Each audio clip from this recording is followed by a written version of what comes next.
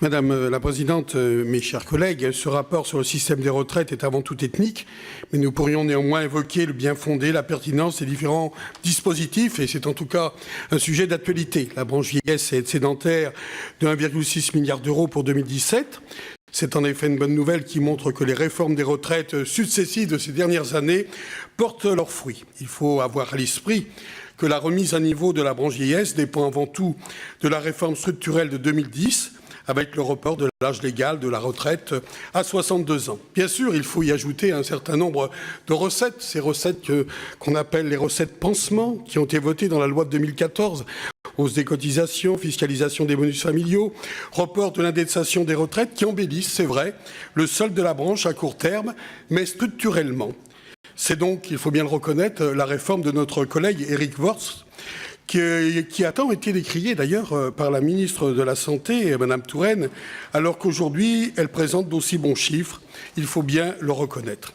Il faut donc rester prudent et la Cour des comptes met en garde contre le risque de rechute des comptes de la branche vieillesse d'ici 10 ans, puisque dans l'hypothèse d'une croissance à 1,3 et d'un taux de chômage de 7%, eh bien le déficit repartirait dès 2025. Il faut également, chers collègues, prendre en compte l'ensemble des mesures prises par le gouvernement, facilitation des départs anticipés, création d'un compte pénibilité sous-financé, qui risque de peser justement sur les déficits à venir.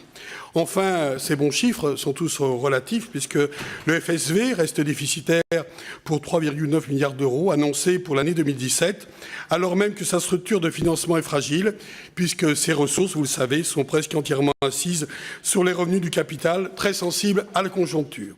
Nous devons donc tout mettre en œuvre pour garantir la pérennité de notre système de retraite. Je crois, quelles que soient les bancs, nous y sommes attachés, puisque nous constatons que les réformes engagées ces dernières années ne suffisent pas à assurer l'équilibre de notre système par répartition et l'allongement de l'espérance de vie doit être pris en compte pour assurer la pérennité et garantir le maintien du pouvoir d'achat des retraites. Par conséquent, il faut bien évidemment reculer l'âge du départ à la retraite, 65 ans, pourquoi pas, d'ici 2022. Il faut aussi harmoniser graduellement les régimes de retraite publics et privés et envisager aussi ce rapprochement, voire cette suppression des régimes spéciaux de retraite. Et puis enfin, mes chers collègues, nous avons écouté les retraités qui étaient il y a quelques jours dans la rue, qui ont manifesté pour demander l'amélioration de leur pouvoir d'achat.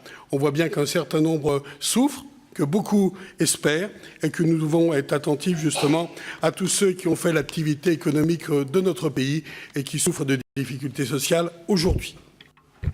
Merci Monsieur Perru. Monsieur Roumégas.